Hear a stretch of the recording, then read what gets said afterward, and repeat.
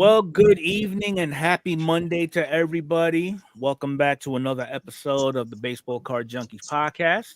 It's the same three amigos that you see every Monday, and prior to that, every Saturday. Uh, Arnie, how's your week been thus far, or how's your weekend been actually? Can't complain. Everything's no news is good news for me. How about There you guys? you go. Well, as for me, it's Monday, another full day of cootie chasing and breaking hearts, giving news to people that they know they shouldn't be doing what they should be doing, but they do it anyway. Yeah, falling in love, and now they need to fall out of love. There you go. Yep. And how about yourself, there, kind sir? How was the weekend? Which kind, sir? That would be the one sporting that Phillies hat.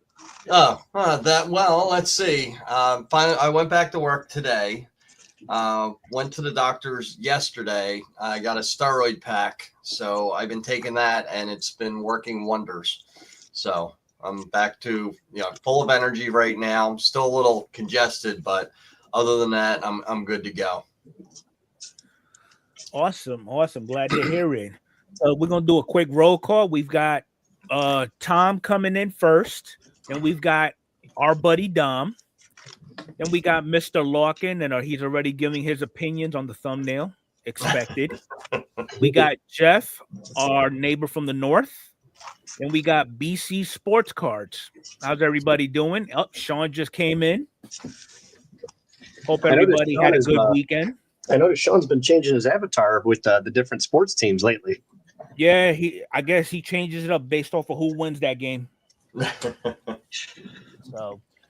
But we got a lot to talk about, and it's pretty split between the hobby and the actual sport. So we're gonna go ahead and jump right into it. And feel free to chime in, chat, because ultimately this is for you guys. We like to hear everybody's perspective. All right, so the first thing, everything that's coming out this week, okay, Series 1. The pre-orders actually happened today at noon. 12 cards a pack, 20 packs a box, one auto or relic per hobby box, okay?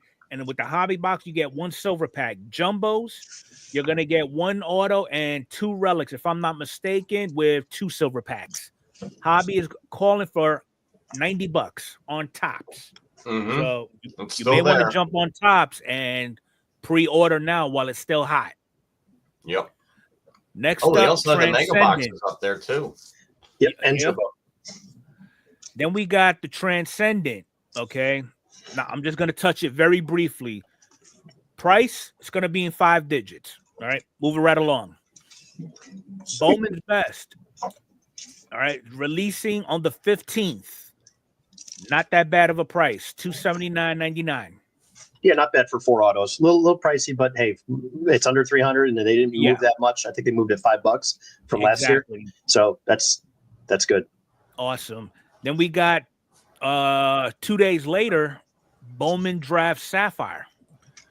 Price to be announced. Yeah. Hope this they do one, that. I'm definitely going to be around the $400 to $600 window. On the secondary, you thinking that's what it's going to touch? I'm thinking that's what it's going to come out as released. Yeah, I mean, I think the Sapphire has been kicking around 300 for the other releases, but again, if it doesn't have is it QEL or EQL, whatever that the Transcendent one's going to be. If you scroll up, if they don't do that for the hobby, meaning the people in the hobby to at least get one box and to get yourself into the queue, you're going to see them at the $299 or $349, and then they'll be $500 5 minutes later on eBay or $600. Right. And we don't even know if there's a guaranteed auto. If there's a guaranteed auto, that'll be $600 to $700 because you've got Bazana, and then of course, you got Bazana. You got that another two-way player from the Royals. So we'll see how it works out. Hopefully they take notes and let some of the average collectors at least grab a box if they wanted one. We gotta come full force if we want to get our hands on stuff like this. All right, so reviews. The only thing that's trending this past week and a half or so, Topps Definitive. Okay, and I'm not gonna touch too much on it. Beautiful card. You know, the card stock is where it should be. Everything is on card. The patches are not napkins. The downside of it, it's only 6 cards with 4 autos, 2 relics. And if I'm not mistaken, a hobby box it's going to run you about a low price of about $2,000. Okay, which that's up about 200, right, from last year. So, I guess if you're buying $1,800 boxes, 2,000 is probably 2,000 is nothing. Yeah, 2,000 is just still doable. I mean, again, it's a beautiful thing. Like Otani signed it both in English and his kanji. Yeah, go back to the JDOM. I think the cards are amazing. It's just, yeah. I mean, you can't go wrong with this. Too bad it's out of a lot of the collectors' reachability. Got the quad autos, you got the dual autos. I mean, yeah, and it's a 47 card checklist. Whoopee I wonder how that's broken down by teams, because is that something that where you can figure out, is it worth getting in? So it looks like it has representation of every single team. I know there's a Deca card in here in each of the team checklists. I do know that for a fact. So I just wonder for like a break perspective, if somebody wants to do. Yep. They got the Japanese team in there. Yeah. It's probably going to have Sadaharu O. Yep. And there's only 10 of those or something, or 20? No, good question. There's not many. I don't know why I'm paying attention to this. I can't afford it. So whatever. I did forget that they was going to start adding the Asian Babe Ruth to a lot of the higher end products. So you got the dual. This is the Nationals. So not a very strong checklist. It's just Vladdy, the Hawk, and CJ. Well, I think with 47 card checklist, and there's 30 teams. Well, 31 including the Expos and the Japanese Nationals. team. Yeah, and that individual. So I have a feeling that does it say how many come in a case, or is it one box per case? I'm just curious what it would cost to get like any team. It's 2 boxes per case. Okay, so 8 autos, 4 relics, 6 cards per. That would be 12. You'd have to run a two case break. No, Arnie. In a case, you're going to find 12 autos and 4 mem cards. Oh, gotcha. Okay. Well, I mean, if you did a 2 or 3 case break, would you get into it for, I don't know, $400? No. Would you gamble with that? No. Yeah, it's so it would be what? It would be $6,000. Well, I was just doubling it to 12. 40 times 3 is 12. $12,000, and then you double that amount. Would you still take a risk? No. I mean, it's too big. It all depends on the team too. Well, with each team being represented, that's the only reason I thought maybe this has an appeal to breakers. If you're willing to drop about $500 to $800 on the Yankees, you're guaranteed to walk away with at least 1 card, or your chances of actually having one pulled is greater because they have. But what if you do that and then I don't know who the Yankees has as a checklist, but with 47 cards, it can't be many people, because if each team is represented with at least 1 auto, there's only 17 duplicates. Well, this is who they have. Their base auto is Rizzo, Volpe, Soto, and Cortez. Oh, so they have. I think what we looked at is just a base checklist. There's way more signers for other parts, like the autograph relics is another subset, and then the cut signatures is another set. And then you got your cut signatures. You got your helmet collection. So each team checklist adds or take away a different thing. Like I know all of them. They should have quad patch cards in here. Yeah. See, now that I was looking at the 47 count base checklist, thinking that was just the total number of signers. But yeah, it looks like there's 20 plus for the Yankees. Yeah. Well, I can assure you that's going to be more than 500 to 800 for the Yankees. I would think. Definitely. And I was being conservative. Yeah. So That's definitive. Again, I know Stryker has opened some of this stuff up on his channel, and he's pulled some great stuff, but yeah, not me. Yeah. Anyone in the chat opening up stuff like that, or has opened that in the past? I personally have never gotten into it in the past. Yeah, I've never even gotten into a break or anything with that stuff. Okay, so Mike Petty said he's holding out for the octuplet patch next year.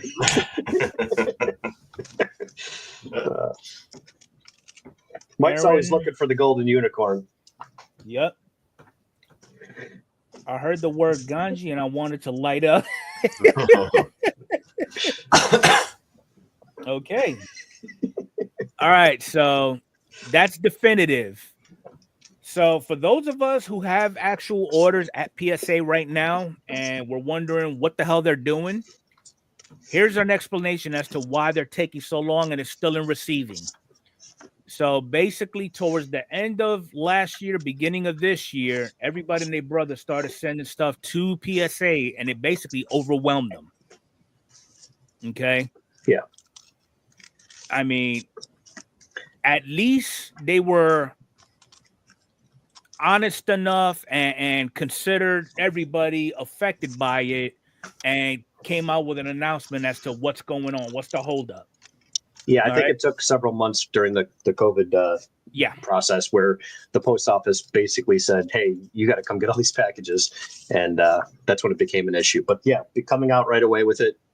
I know it's not what people want to hear, but it's good that we at least know. Yep.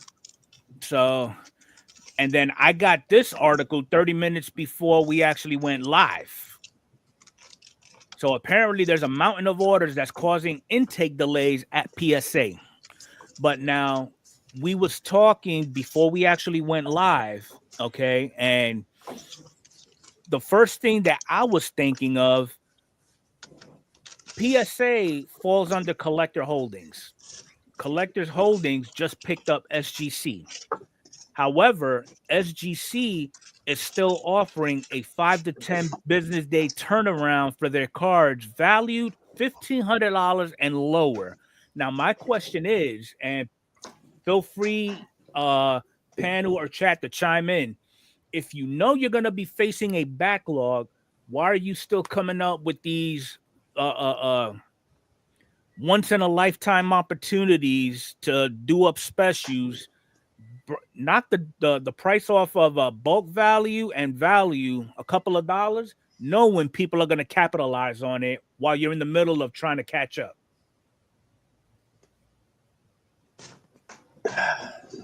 I don't know. You know, that's speculation. They could have known it and they ignored it because they don't want to slow down business. There's that, which is most people are going to go to because it's the most negative. But the reality is they could have just been managing it and, hey, we're really busy. Then, you know, the holidays hit, people take time off. You have Thanksgiving, Christmas, New Year's. And that's right around the time where this could have started to bottleneck and then eventually caught up to them 60 days later, which we're here today, you know, mid-January. Wasn't it during the pandemic, Arnie, that PSA actually stated we're not accepting any orders until further notice during the pandemic? Yeah, and that was because, well, number one, California had them shut down twice, 2 different times. And number two, the post office said, you basically destroyed our post office. We can't, there's no room for all these packages. There's photos out there where the stuff was sitting outside, like on the receiving docks. Most post offices have a truck dock off the back. And yeah, it says it right here. You know, 5 years ago, PSA reported it shipped almost 750,000 cards back to customers in the latest 3-month period. Yeah. But now this year, that number rose to nearly 2.3 million in the last quarter. Yeah. So here's the thing though, that number that we've been seeing on gem rate, that's consistent ever since. That's post COVID, where those numbers just keep growing and they're growing even more. And now you have the what's that name of that store? Which store are you talking about? I can't think. The video game store. The video games. GameStop. That's another thing. Yeah. So now you have the GameStop and ComC. Yeah. Have PSA affiliates. Yeah. Out. Yes. So listen, unless you add more bodies and you add a second shift or even a third shift, like anything else in production, whether it's manufacturing and a machine shop and you're running 3 crews or you're running 3 shifts, and you got to do something. And whether it's pay more money and keep the business rolling, because what's going to happen now? The same thing that happened last time, halt the orders. Because right now, if I read this correctly, nowhere did it say stop sending in orders. Right. It's just letting us know that not only is the date time that you receive your order, that's when they log it in. If your order sits there for 3 months, the clock doesn't tick till it's in the system. So you could pay for that faster service, but it's not going to get checked in.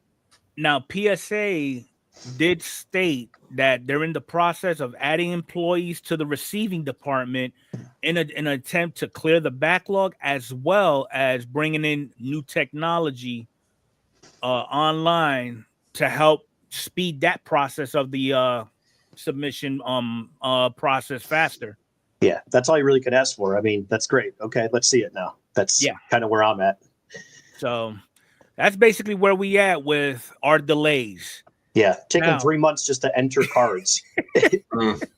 Yeah, it is tough, because I've seen people screenshots, like they're showing like, hey, I shipped this. You don't even have it registered. I just want to make sure that my package isn't lost. There's several thousands of dollars in cards there. I just want to know that you have it. That's what I think a lot of these people are really getting pissed about. And then the calls just kept coming and coming and coming. And then someone said, hey, listen, we're getting calls all day long about this. So see, here's the thing. I submitted an order for December special at $17.99. It arrived on the 18th of December. It did not get put into the system until the 6th. And you're lucky. There's some screenshots that people showed where it's been 2 to 3 months. You know, so that's why the complaint was, are the people getting preferential treatment now? Well, I went to GameStop, but we want to tackle this GameStop angle and see if this works and do a test pilot here, because we want to possibly, maybe acquire GameStop or whatever it is. And then GameStops will end up becoming a hub for submitting cards, and you'll have PSA employees. That's my guess. Is that possible? So Tom is asking, why do we think SGC became so popular to grade cards during COVID? Yeah, Tom, and I think I mentioned that many times, where SGC has been around and they've been a game, like a vintage player for many, many years, 20 years in the business. And they had 2 shutdowns with COVID, and they were unable to overstep PSA because the modern stuff is just it's too big. It's too fresh. Beckett being around, Beckett for a long time was better than PSA. Is the only one that you mentioned it earlier. Their prices are damn near giving away slabs for modern cards, especially in the flagship area. Yeah, with the $10 and $11 specials, if you grade something from 24 Bowman, Topps, or flagship or Chrome, any of those releases. Tom, that's a good point. They've been in business for forever. They're a good company. I own some of my best cards are in SGC, and I have some. I don't have any modern cards, but I do have a lot of vintage. Nothing up here on my stage, but I do have a lot of cards that I'm completely happy with, and I've sent cards to them. I send certain cards to them because I already have some in the SGC slab, so I'll continue to send my run of players or my run of a series, and I'll go back there. But yeah, my 2 grading companies, I don't deal with Beckett. I deal with PSA and SGC, and I have no problems buying either one. I think SGC is a fine company. I don't think there's any problem with them. Right. But I just don't think they're as busy as people thought they were. That's just. No, they're not. And right now, okay, if this is an opportunity and people are complaining, well, then go to SGC. Yep. But I think this is just something where people are really wondering where their packages are. I think that is the main thing here. We don't even know if they're like, you do have my box that I sent to you. So hopefully they get this together and I get my damn order sometime this year. Good luck. I remember the day of sending in a PSA order, and it literally took a whole year for it to come back. Oh yeah. That has happened. So the good news is, though, if they've experienced this, let's say 90 days ago, which I think it's been longer than that, it just it's coming to a head now, meaning the funnel is filling up and spilling over. They can't manage it. Mm-hmm. And with all the abundance of calls and complaints and social media, pressure, now they have to come out publicly. Okay, great. Make a change, fix it. Now let's see how long it takes. Like you said, COVID took a year plus. It was almost a year and a half for all those orders to finally get pushed through. Yes. But what we're seeing a lot of is none of those, someone said in the chat, none of those 250, 500 card bulk orders, it's just a little bit different. It is. So this next article, it actually pertains to our neighbors to the north. And I don't know if they were aware of this, but PSA is moving their Canadian submission center from Nova Scotia over to Toronto, while at the same time, PSA is actually opening up another spot in Germany. So we're going global. We're going to have Tokyo. We're going to have the UK, Germany, Canada. So, I mean, it's pretty awesome. And I think they are opening up, they're in the process of opening up a submission center in the Texas area too. Well, the New Jersey one, isn't that the one that does the coins and the like the other stuff, right? Yep. So this is going to be awesome. Hopefully, they don't bite off more than what they can chew. Yeah. But yeah. All right. So this is what came out of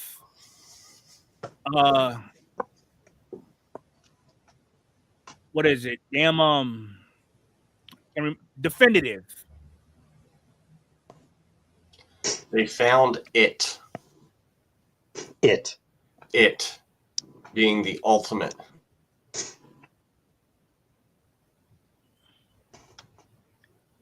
So this has 30 names of some of the greatest players to actually play in their opinion.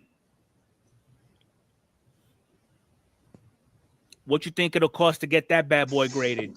I don't know how you would grade it. I've seen like the triple, it's like an acrylic. Yeah. Like a one touch or the top loader stuff. I've seen those, but do they make one that's this long? Yeah. I mean, some awesome names on here. Griffey, Big Hurt, Pedro, greatest of all time. A-Rod is in there. Jeter, Ichiro. So it's good stuff. I don't think that'll work. Maybe all of them together. Yeah, that's a triple. Okay. That's about it. All right. So MLB patches for the rookies. Okay. So right now they made a total of 251 patch cards, but only 68 have been surfaced. I personally think, and this is just me, a lot more has been pulled, just not advertised on social media. Yeah, because this is a very good sign. Now, here's another thing, Mr. Enfuego, with that.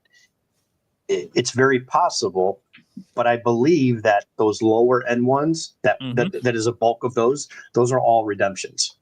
Okay. So, because of the ones I have watched personally, or when you click on those links, just click on a no name. And now again, I could be putting my words, my foot in my mouth here, but so that's an actual. I don't know which one is I don't know which one's a redemption and which one's not. There goes a redemption right there of this kid. So again, not a big name, but it's I think a lot of them have been that redemption right there. Yeah. So now that is a good way, because right away you said not a lot of people are on social media. I agree with that 100%. When I see a lot of these comments, there's a majority of people that are in this hobby. You go to a big card show and say, "Hey, are you on YouTube?" And they're like, "No." There's people just don't get on the internet for this stuff. But so there's two sides to that. You could be spot on, but also then I go, well, wait a minute, maybe not, because they would know if it's been pulled and redeemed. So I'm not sure how they gathered that info. Do they say anything how they gathered that data? Is it based on we have the redemptions and no one has claimed them, or that's a possibility? Because I mean, this is a pretty pretty thought out. Yeah, this is their second year. This is their second year, right? Now, this spreadsheet was done by somebody else. That post right there, that was done by Topps. Is that correct? The one you just pulled up with the stat of Yes. 20? Okay. Is there any addition? Okay, any other data that says Paul Skeens? Okay, so this is the guy who manages the list. Okay, so they're giving credit to him to creating the list. He's He's helping track down the debut patches for the people. Very cool. So it doesn't have anything else from Topps, though, how they gathered that number. So they're probably using his list if they're giving him credit for it. So again, it's either that or they do have representatives of Topps, sitting in front of YouTube or all these social media platforms and just most people tag Topps.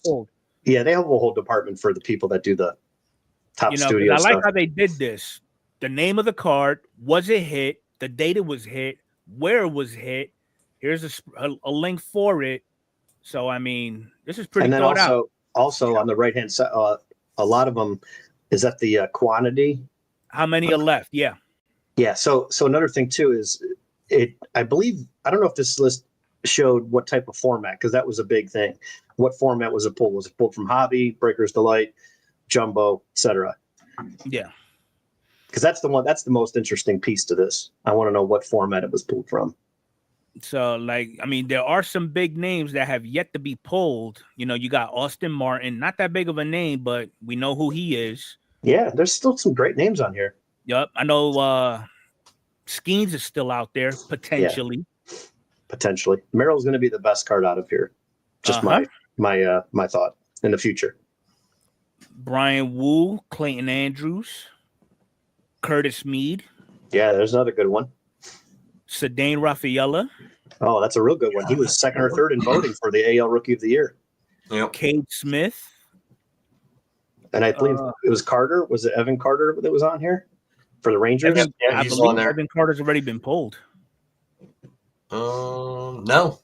No? Okay. He's right there. Yeah, I see him. Second one. Then you got Andy Rodriguez. Okay.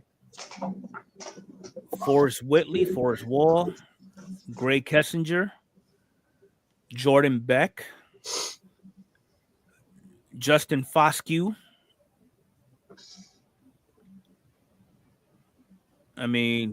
Jackson Merrill. That's the big one. Boy, I'd love to get that card. As of right now, yeah, just still floating out there. Well, value-wise, for the long term. Matt Crook from the Yankees. I don't even know who the hell that is. Let me throw out a question for you guys real quick. If you had money today and you were looking at purchasing a card, is the debut patch from 2023 of whatever the player is that you PC out of last year's debut patch cards? Anyone in the chat? Are you guys going? If money wasn't an object, do you want that card? Do you want that card, or are you going after something else? But you can only buy one. Let's say there's a Bowman first, gold, or platinum auto, or whatever. Would you go for that card, or would you go for the debut patch? Because I don't see a lot of people talking about last year's. We got somebody in the chat who had one of these debut patches pulled for them. Oh, nice! Congrats, Graham Pauly, and he was in a break with Leighton Sports Cards, November 21st. Nice. Let's see it. Very cool. Congratulations, man. Did you get the card back? Has it since been redeemed?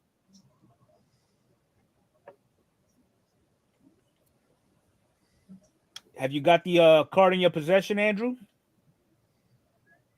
Just curious how long it took for you to get that, if you did, by the time you redeemed it to arrival time.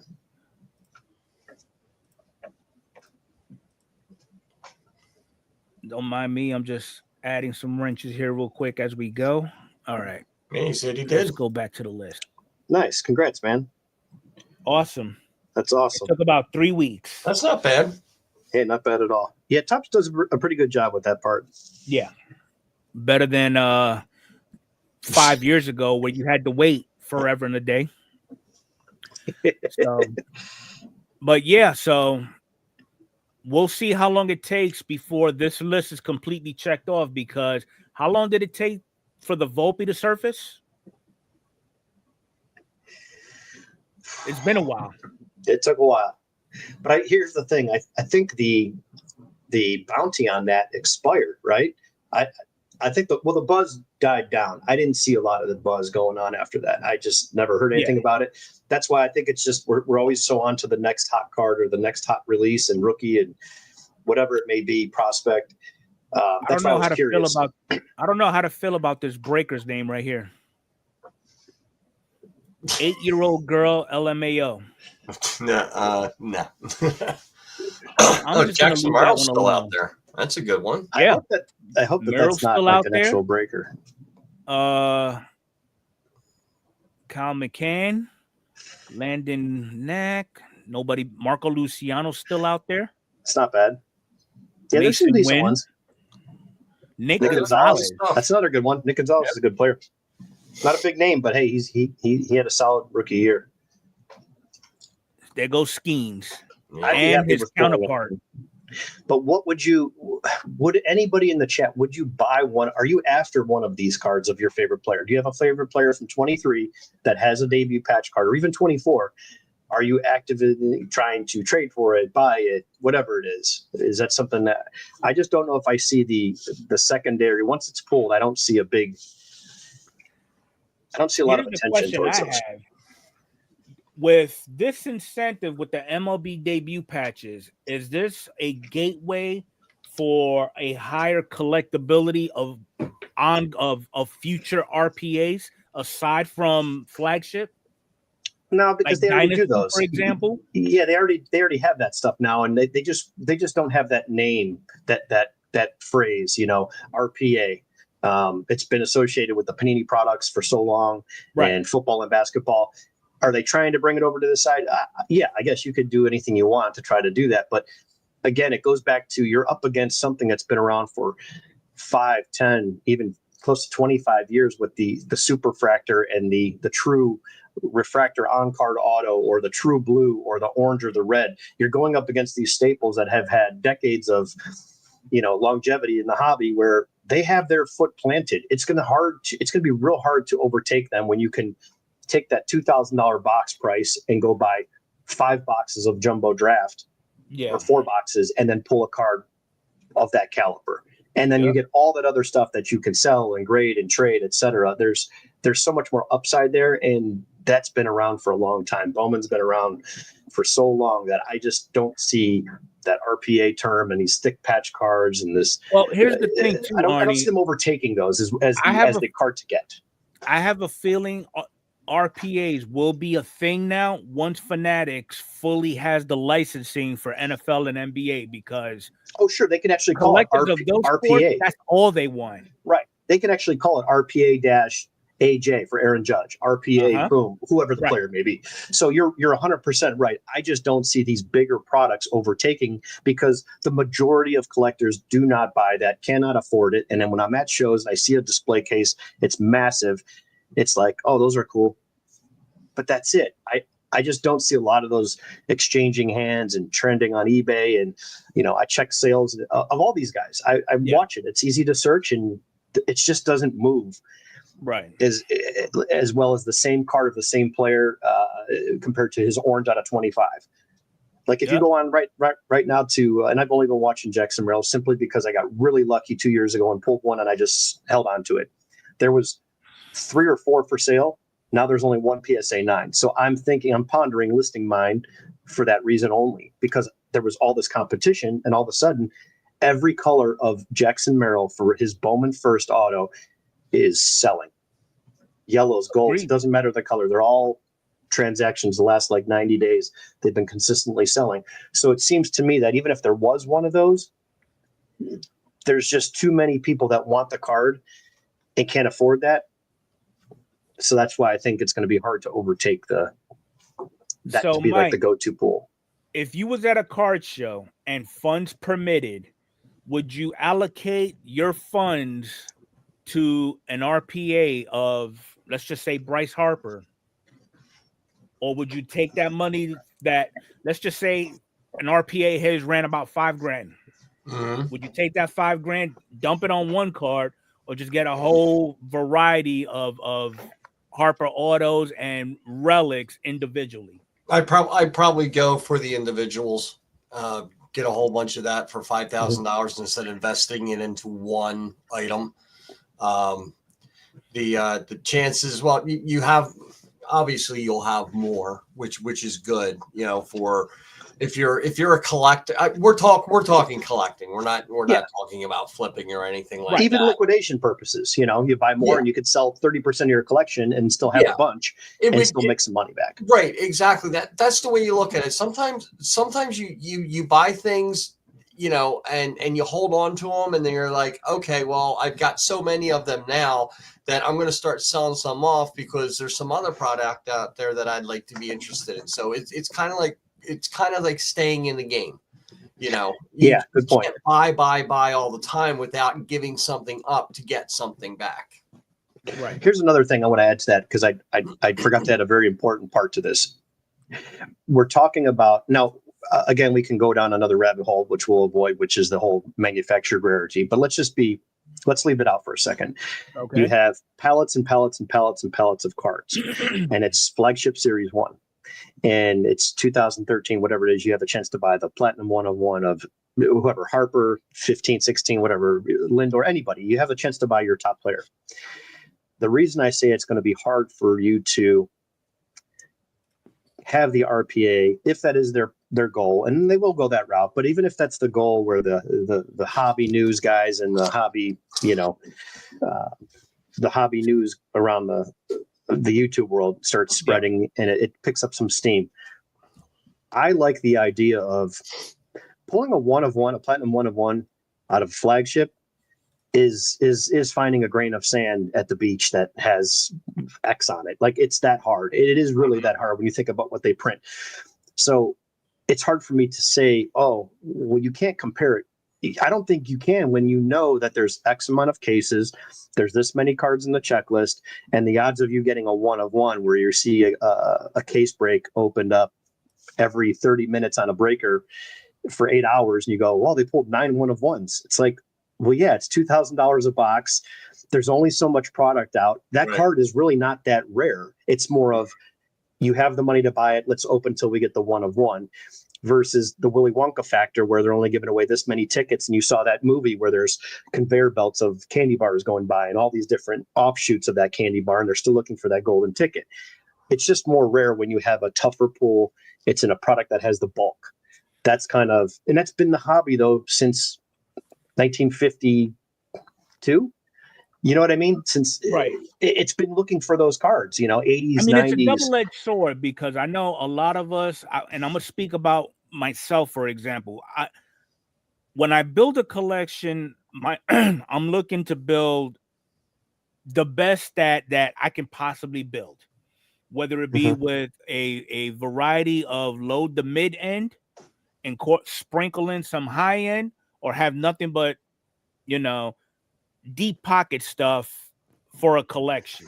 Yeah, and again, there's people that listen, just because I don't see them being sold, it doesn't mean that they don't move. It's just they're not. It's such a mountain to climb when you have the players that go after the real one autographs for Heritage. They go after the true rookie first from Bowman here. They go after I want the on card first, or I want the rookie card, or I want the black to 67, 68, 69, 70. And now people are upset that the blacks are gone. So whatever it is you do focus on, none of it's a bad way to collect. It's just, I think it's going to have its own segment, and it'll get more popular, but it'll be over there to the left or right. It's not going to affect what has been going on for the last 25, 30 years of the modern era. Oh no, definitely agree. I just think it has its place, and it's just, again, we're talking about, we're going to the car show and looking at all their cars, and they've got all the Ferraris and Lamborghinis, and then we pull up in our Hondas and Toyotas, and we're like, all right, we're going to park here and go look at their cars. That's kind of what it's like to me. But I do that at a card show all the time. I look at cards I can't afford because I enjoy it. So I still love the cards. I think they look great. It's just something that my pocketbook can't afford if I went down that line, because I would want to collect more than just one. Definitely agree. Some good points. So, I mean, if you got the funds for it and you just have to have one, by all means, whatever makes you happy, but it's not the end of the world if you can't get your hands on one right there, right now. How about this, though? Your time will come. what about the stuff that we find in these new patches coming out?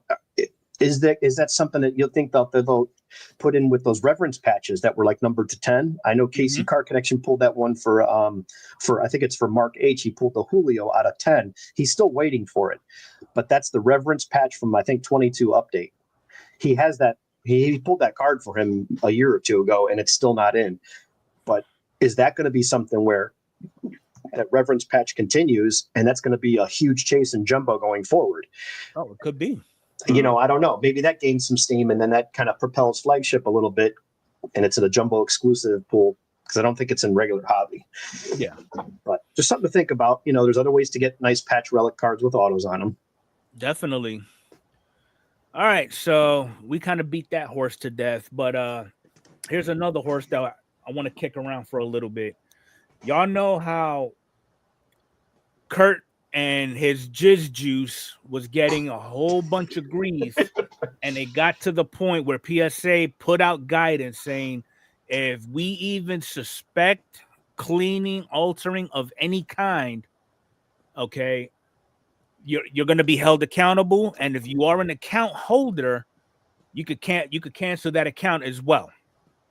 Okay, because I mean we got a guy who's actually posting videos on Instagram showing before and after while using his product.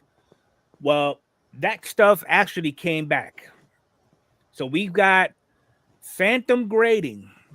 Okay, and what kills me is I'm assuming they are a PSA authorized reception center, if you will, because they got the logo here. But here's what they're offering: $19 per card with an additional $3 for evaluation of your card and cleaning.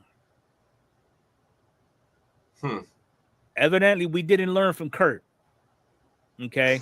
Yeah. So, and then he has his little breakdown of other prices for everything else, which I'm not going to get into. So that's one guy.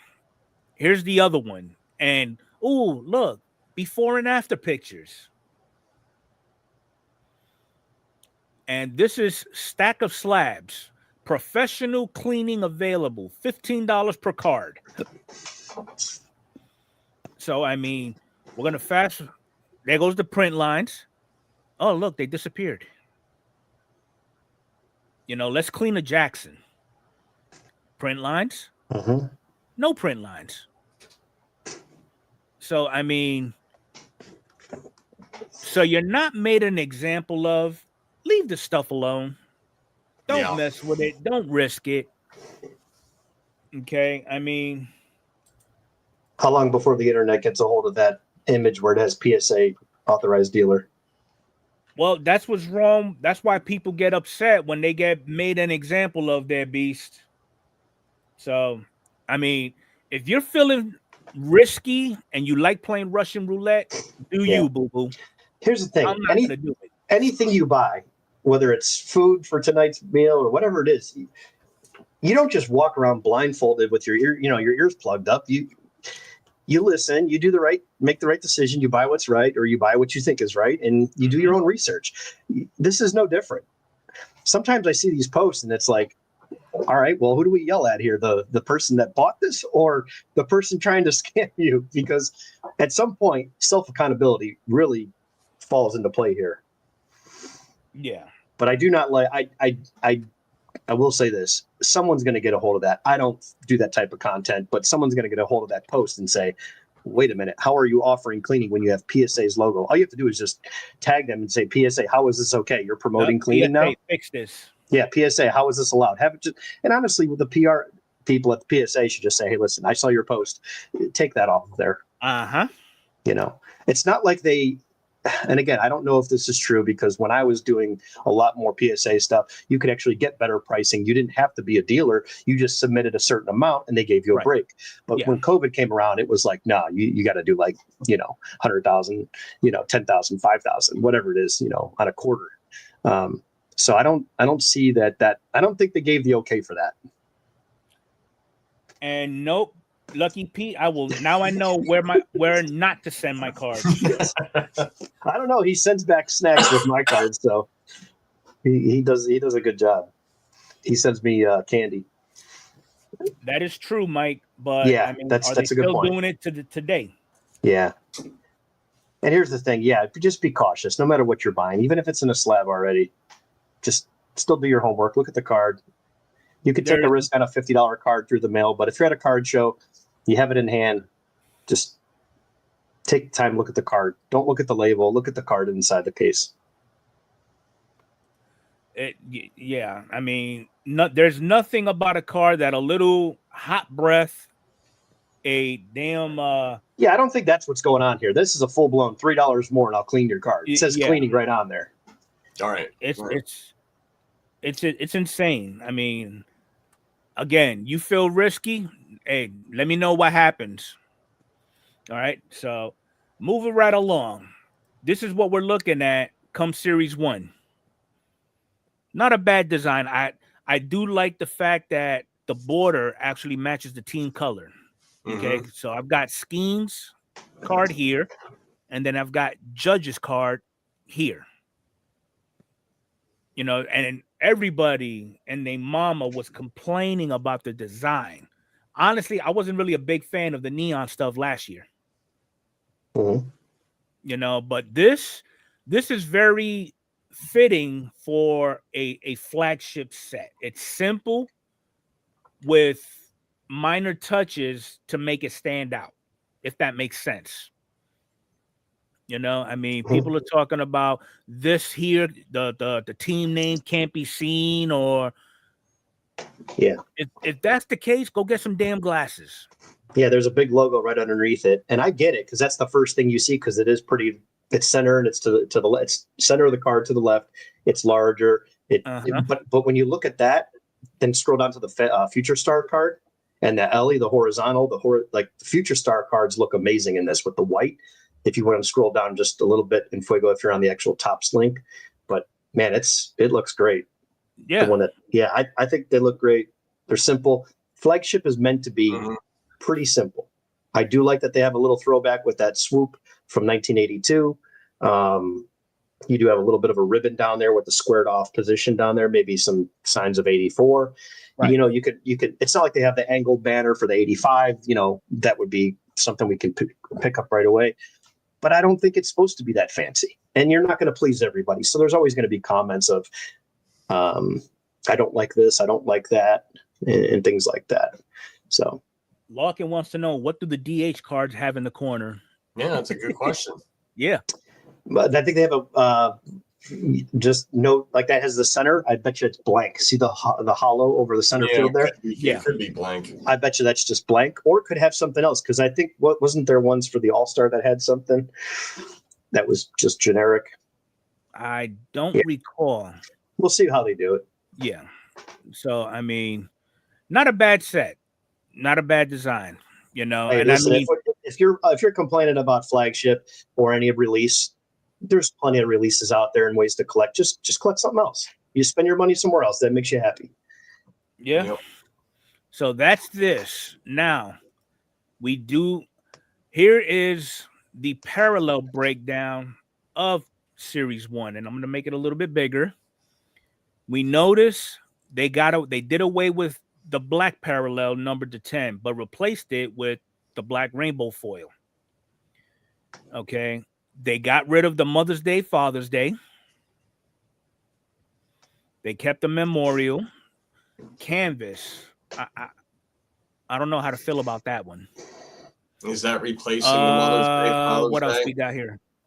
Yeah, I guess because it's out of 50, but the gold rainbow foil was the one that was exclusive to Jumbo only, and you got maybe 3 to 5. There's the Future Star. I love that card. That is a nice looking card. But I'm also biased to the the 88 design Future Star. Yeah, okay, all right. I love that card. Yeah, but that's because it's Cleveland. I'm like, I love it. I want that card. Now see that card. I may have to do a little run of colors on that one. And then here's some of the inserts that are new to Series 1. They got the All Tops team, 24's greatest hits, Ball to the Hall, and Training Grounds. Okay, I like the fact that whatever those are, they're new, and I like that. And then here's a breakdown. The pink foil, they're limited to 600 copies. Blue foil to 150, green to 99, gold to 50, orange to 25, black to 10, red to 5, and foil fractors. That's the new version of the Platinum 101. And then we get a new mix of Stars of the MLB gets a new mix of cards. Nice. Gold foil, orange foil, black foil, red foil, and foil fractors. Listen, we all hate that set, but now there's some parallels to chase because they come up as so long often. as parallels. Well, there were parallels before. There weren't many.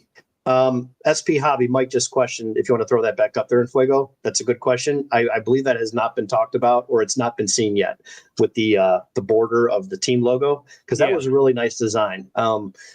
Again, it's new. I don't think it took off, so I don't know if they're going to do it again for that reason. But I think those were nice. So I'm reading what they're offering, and they're offering real one autos too. Gold to 50, orange, black, red, and then the foils. So that would be on card, I would assume. Then they got the City Connect Swatch Collection relics, Rickwood Auto Relic collections, Heavy Lumber Auto Relics. Those, I think, are one of the most, probably the best looking relic autographs I've seen in decades of all time. Is those signed on the wooden bat? Those look amazing. I think. Who pulled one? I think Peds pulled one not too long ago, and then someone else we know pulled one, and I think they just look amazing. Okay, so here's the variation autos.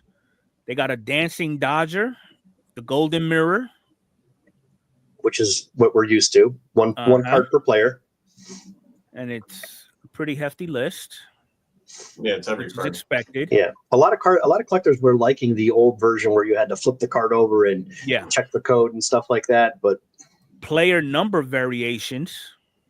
It's only in hobby, that one. So, which I do like that there's different subsets or whatever exclusive to a certain release, because if that's all you could afford or that's what you're used to, or you get a case every year or whatever it may be. Yeah, it's pretty cool.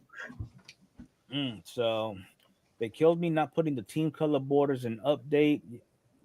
Yeah, well, SP, you got to go for the color that fits your team, and whether it's a 1-of-1 or a out of 150. Larkin says with the real one autos and flagship. Stop. Delete that comment. No, I'll lose it. I'll shut the internet off right now. So here's a question for everybody. How many times have you gone to eBay? You see what is listed based off the picture. You pull the trigger, you purchase it, and when you get it in the mail and open it up, it looks completely different than what it was advertised. It's never happened to me. Yeah, it happened to this poor soul here. All right, I'll be right back, guys. All right. So this gentleman was looking to get a Jackson Merrill debut, numbered to 25. Okay. This is what the picture on eBay was listed as. And mind you, he only spent about $30 after taxes and everything. So I guess he's really not going to be, he's upset, but it's not the end of the world. But this is what they gave him in the mail.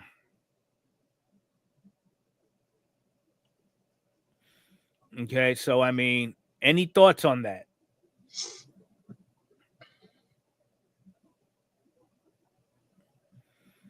And I was reading along in the comments, and there's some individuals who are agreeing with what he posted. And then there's some that, they just ripped the Band-Aid off and said, look, man, if you don't like it, don't freaking buy it. Yeah, I think that's my statement earlier, the accountability that we have on some of these. And there you go. You shouldn't buy cards online if you're going to be this picky. So, I mean,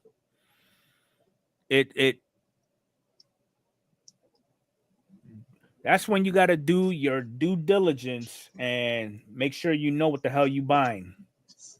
None. He only spent about $30. So it didn't meet that criteria to go get authenticated. I mean, And then this is what the back looks like. And for the love of God and all that he cherishes, if you happen to sell stuff on eBay, you got to get better with posting pictures. Just don't buy anything that's not if it's an ungraded card and they post it with a top loader and a sleeve and just put it on a stand. I personally would either just ask if I'm really interested and just ask the right questions. Doesn't take much to do that. I actually copy and paste, and I have those questions saved in my, text folder or whatever, just to send the same thing.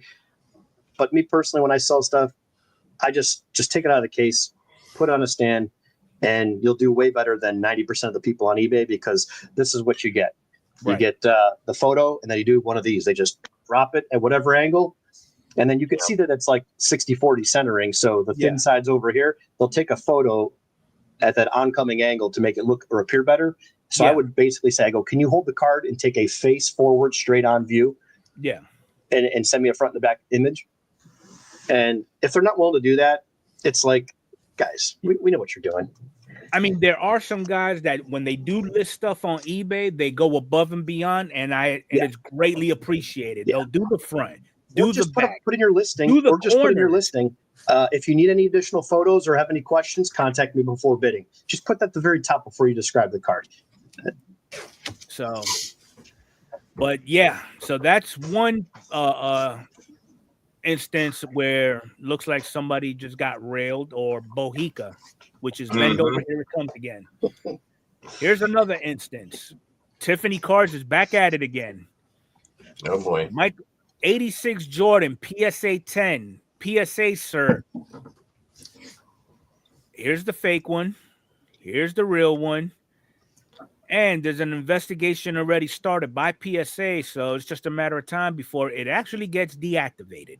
And keep in mind, a lot of times PSA will deactivate while they're doing the investigation. So it doesn't mean that the card's going to be fake. It's just they're doing their homework right now. Yep. And if they find everything to be legit, they'll reactivate the cert number. So no harm, no foul.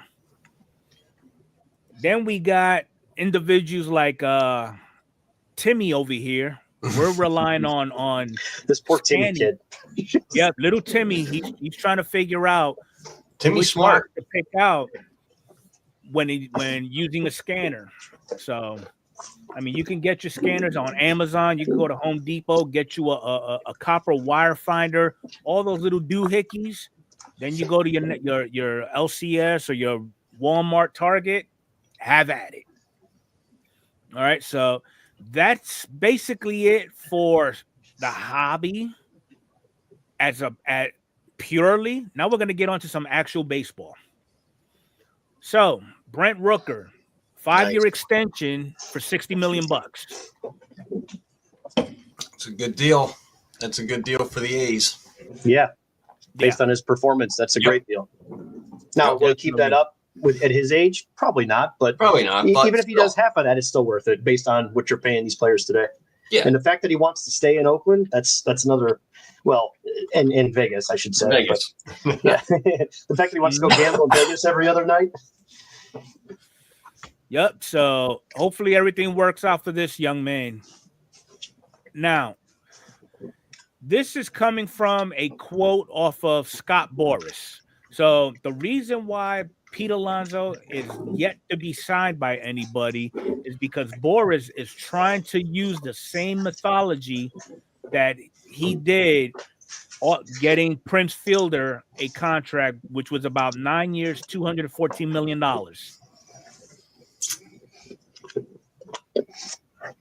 Well, I think what Pete Alonso's up against is his agent doesn't have the muscle like he used to have. Right. And number two, other players started getting signed. But listen, we're talking about, is he going to make 180 million or 250 or 300 or whatever? I mean, honestly, at this point, if I was Pete, I'll take what I can get. Yeah. Yeah. Well, listen, and a lot of interest. He could just take a 1-year deal somewhere. He could take 25 million somewhere and see what happens. And if he starts playing good, you got any day of the week to sign him during that year. You know, I mean, I mean, look how teams are afraid to sign certain players. Mm-hmm. You know, at certain positions, Right. and all the big market teams are kind of set. The Dodgers aren't picking anybody else. They could. I shouldn't say that, but the Dodgers are set in the terms of lineup. They don't need him. Mm-hmm. So the Yankees, which is what I've said from day one, Yeah, he's going to go to the Yankees, but and that still could happen. Goldschmidt. It still could happen. You know, could he be the DH? And you know, do they move on from someone else? But again, they're in a position where they have 2 more years with Stanton. Well, I think he's 27. 27. Yeah, 27. And then 3 more. Sean brought up another good one. Bregman is still a free agent. Yeah, what's up with that?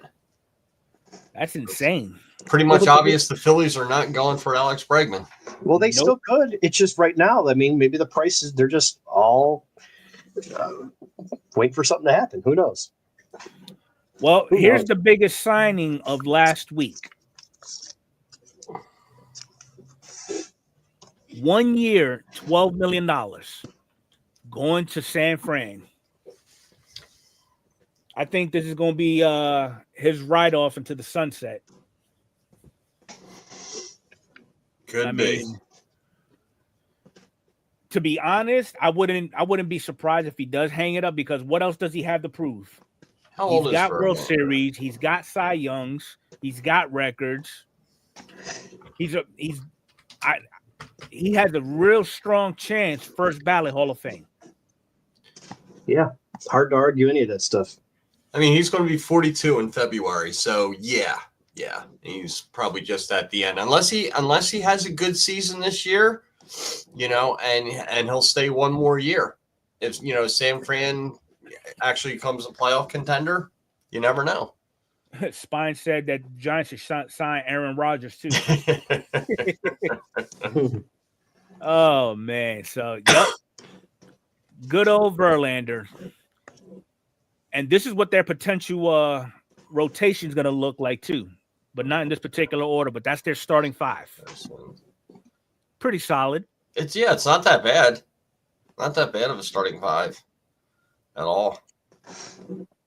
So we'll see how it plays out. Where did Blake Snell go? Did Snell go to the Dodgers? He went to the Dodgers. Yeah, he went to the Dodgers. So here's another big downgrade from Snell, but still, it's still a decent pit. It's still a decent starting staff. Here's another one that just came up. Ahmed Rosario is now a National. Oh wow, good for him. I always liked him with Cleveland. 2 years in a row with over 200 hits. We didn't pay him because he wanted a lot of money, and I think Jose was friends with him and was vouching for him to get him paid. But yeah, they went other direction. I think he went to Dodgers and he barely played. So I don't know. So I mean, if he gets full-time playing, he's productive. He's a good player, and he probably didn't cost a lot of money either. No, I could only imagine how much he's going for just probably 1 year. 6 to 8. Oh, just 1 year? Maybe, I don't know, 10 million, 8 million? Maybe. So I bet there's a lot of incentives in there, you know, hit rate, hit, you know, over 100 hit bonus, stuff like that. Well, since you're pulling my arm, let's see what he was actually given. Bear with me. Free agent tracker. Ahmed Rosario. Let's see what he was given.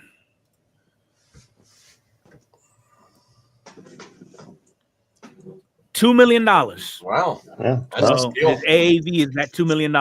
Get off the couch money. Yeah. I mean, he's got 7 years in. Yeah. Well, go back. There's his what was 2020, 2022 and 2023 numbers. Let's see if you can pull up his 22 and 23. I think that's where he had a couple hundred hits. Which I don't care what your average is. Cleveland to LA that year. Yeah, so 20. Wow, he really bounced around last year, didn't he? Tampa Bay, Dodgers, Cincinnati. So these were his numbers last year. How many at bats? How many games?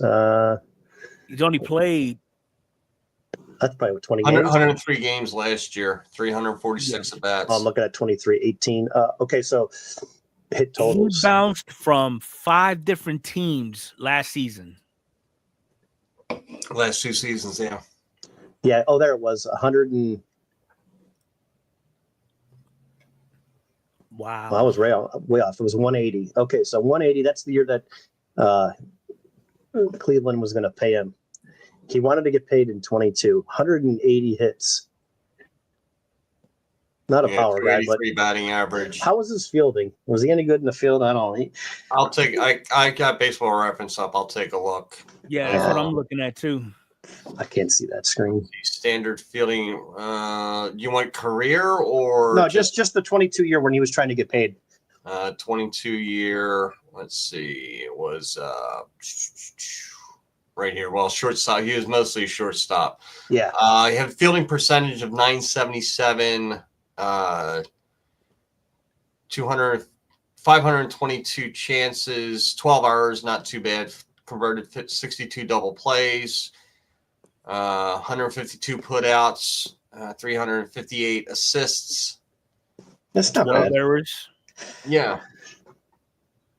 Yeah, he wasn't worth what he was wanting to get paid. He wanted something crazy, probably like what Ramirez was making. But whatever. I mean, hey, $2 million. I don't know. I don't know why. Hey, listen, if he could stay on a team for $2 million and play baseball, you're darn right. It's not a bad way to go. Nope. As an owner. So here's another one for. But who's left out there that's big besides that? Besides not Verlander. Besides Pete and Bregman. Who else is like? Is there any big names left? I can't think of any off the top of my head. Oh yeah, Santander. Yeah, who's sneaky good. I can't believe somebody hasn't picked him up really yet. Is. Yeah, I agree. Profar, yeah. You got Profar, Flaherty, Hassan Kim, Jose Iglesias, and then a whole bunch of second tier. I mean, Patrick Corbin. Kenley Jansen. Wow. The Winker. There's quite a few of them out there. And this is just top 50. So, but yeah. So here's a question for the chat. Who, in your opinion, has the best farm system in the league?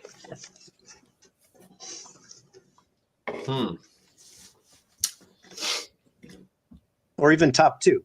Pick 2 teams in the chat. Each person drop 2 teams in the chat who you think has the best farm system.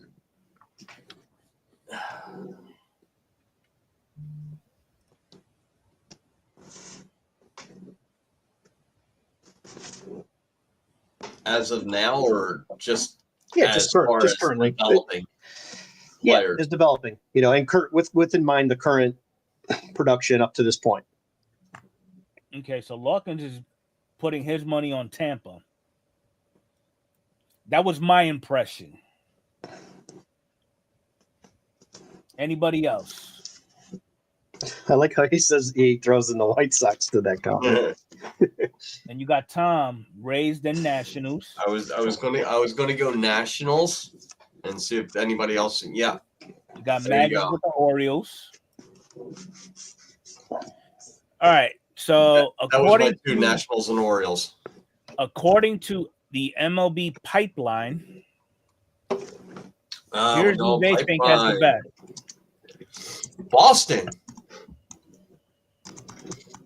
Wow. So they got Boston at 32%, the Rays at 20%, Tigers at 12%, Sox at 10%, LA at 8%, Cubbies at 6%, Nationals at 6%, Guardians at 4%, and then the Mariners picking up the rear with 2%. So this is everybody that's in the pipeline, top 100 or whatever. How are they ranking this? I would think it's player development across offense, defense, and pitching. But is this current people that are in the farm system right now, or It has to be with Boston at 32. Yeah, because of the past couple of years, it's not the case. I mean, right. Looking at players that have come, I was looking at the past few years of players coming up and who had the best. Go back up. Okay, so there it is, best farm system. So it's broken down into. No, that's for who's going to sign Sasaki. Right there, the farm system. Yeah. Executive prospects poll. So that's the one we're looking at right now. So let's see where it took it. If you look down there where it says, well, Teal went in a trade, right? So Braden Montgomery to the White Sox. Yeah, we know about that. Does it say how they? Okay, they're basing Roman Anthony. Yeah, which teams draft the best? Oh, they're saying LA does. Then Boston. Then everybody else. Oh, it was Milwaukee, Cleveland, Cubbies. I don't know how to feel about that one. Well, again, like anything else, on paper it looks this way. Let's just see how it goes on the field. Let me drop one more thing in, if you don't mind. What do you guys think of, when we're critical of a release like a flagship, and like if you have a hobby budget of, let's say, $200 a month, and you buy singles, you buy breaks, boxes, personal blasters, whatever it is, and whatever the amount is, do you still open it even though you still complain? Or are you going to take that money and say, this is priced too much, I don't like it, I'm going to go after something else, or this release is ugly, I don't like it, or I don't like the rookie class, so I'm going to go back and buy more 22 or 23 or 2018, whatever it may be? Do you guys feel that that's like your first reaction, or is it like, I complain every time it comes out, but I'm buying it anyway? Because I find myself being more of a purist where I'm like, I got to buy some, I may not buy as much, but even if I'm critical, I'm still going to buy some because it's Topps flagship. Yeah, I'll buy some blasters and hangers. I won't buy a hobby box, just for something to open up. I think you gotta like Brandon always says, I got the itch to open up 3 packs or something like that. Yeah, I think that's what it comes down to. When it first comes out, everybody's going to be opening it and stuff like that. So yeah, I want to be a part of it. I want to be part of release day. Yeah, that's the experience, because it means baseball's right around the corner, which it is. We're like, what, 72 days, 71 days away? Yeah. So in spring, I mean, it's like spring training starting, training's all here, that and stuff. Yeah, you're geared up, you're fired up. The snow's melting for the East Coast people. Enfuego doesn't have to deal with that, but we're still waiting on Heritage High Number to come out. That might be out by that time too. Who knows? Yeah, and then we'll get another surprise in between where we can have something that's affordable, where we don't have to spend. Well, we'll have Big League coming out. Yeah, and it's not for everybody, but hey, at $50 or $40, the chance to get some autos and stuff. At $50, and you get a taste of it. Yeah, absolutely. And that product always goes down in price, so you can always wait a while if you really like it and get more. Because they do big. Big League, they do have some sneaky nice inserts, like the game day drip. The drip, and you can also get the what's the chrome one that's in every release of the year, throughout all the releases. There's another one. It's a real short print.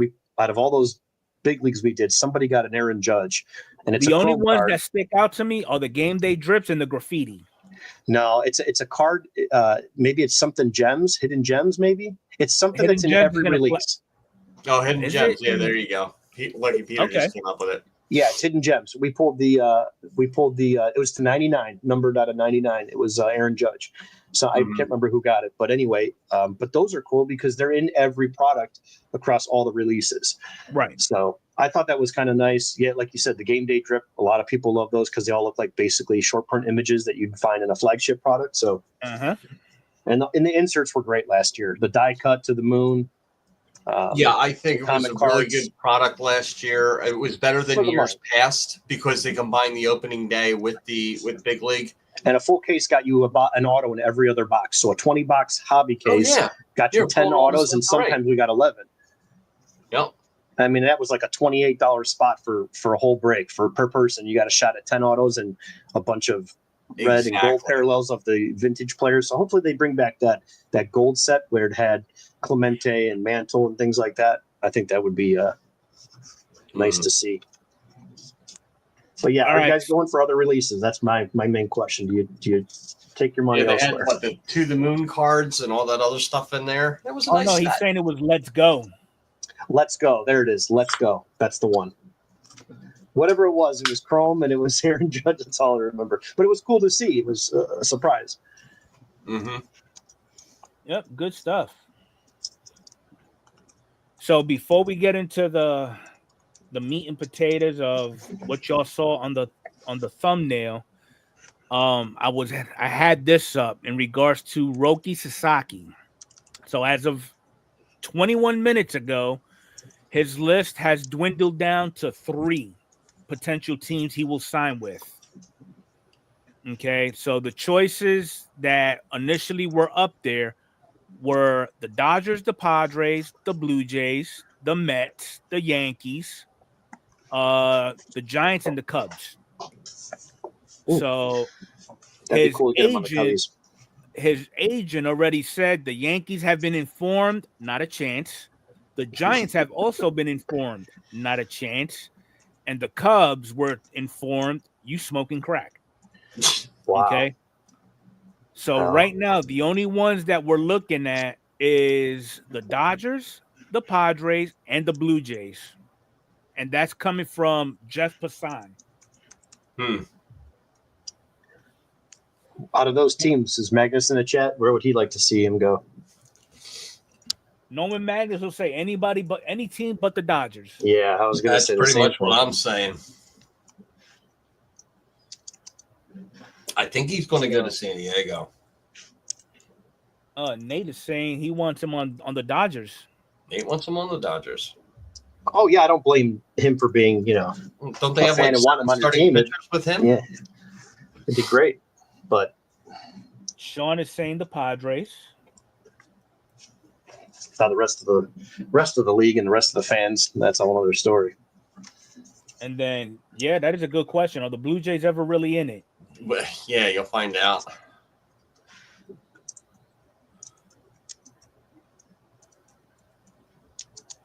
No, I'm sure there's some others that collect the tops now, road to opening day.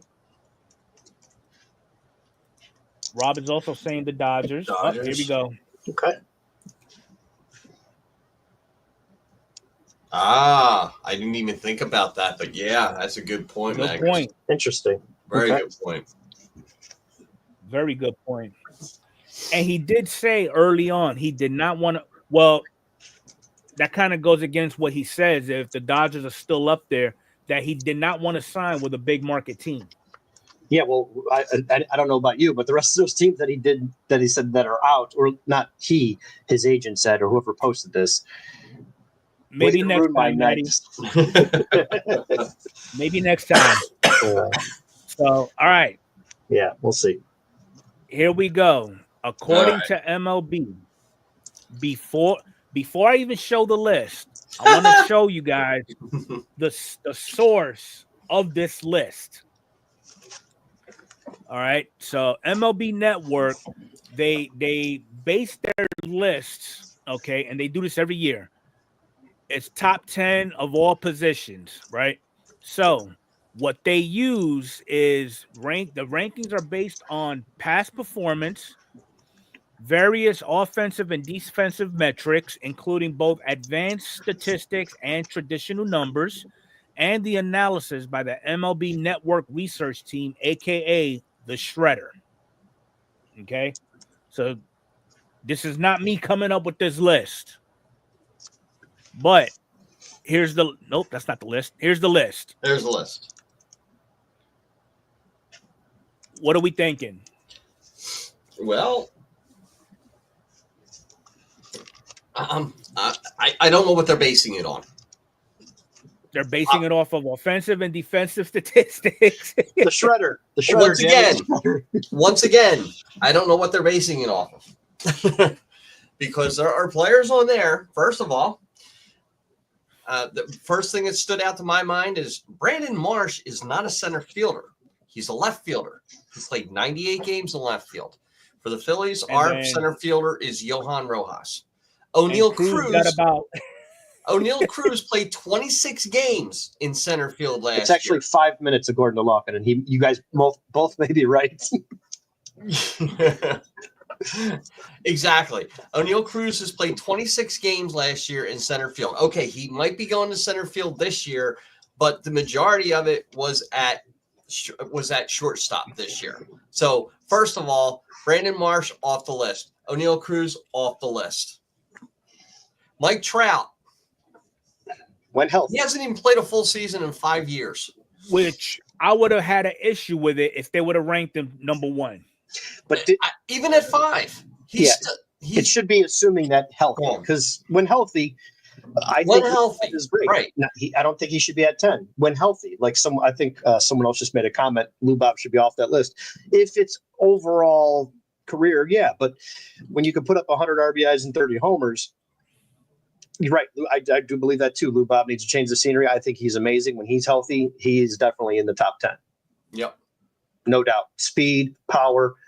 He does it all. Right. This is all projections on a lot of things more than just numbers. It's health. They're saying if Buxton plays an entire season. When's the last time Buxton's played an entire season? I don't think they let Buxton, even when he is healthy, I don't think they let him play as much. I don't think they let him play either.